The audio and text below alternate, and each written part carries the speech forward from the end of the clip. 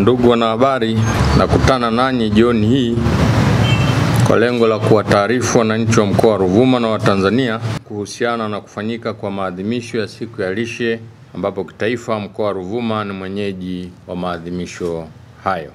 Ndugu wanahabari, kauli mbiu ya mwaka huu, afya ni mtaji wako, zingatia unachokula. Kauli mbiu hii ikihimiza ulaji unaofaa kama nguzo muhimu ya jamii yenye afya njema, nguvu kazi imara na ustawi wa kiuchumi na kijamii.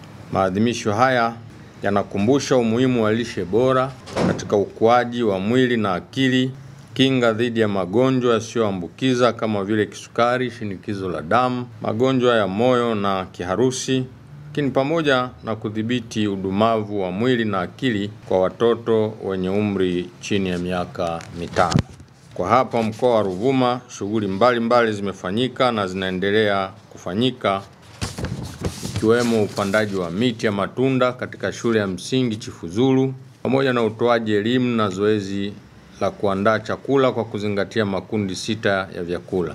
Shughuli nyingine ni mdahalo kuhusu umuhimu wa kutumia dawa za kuongeza wingi wa damu, lakini vile vile ujifunzaji wa ufugaji wa samaki na urutubishaji wa unga wa mahindi.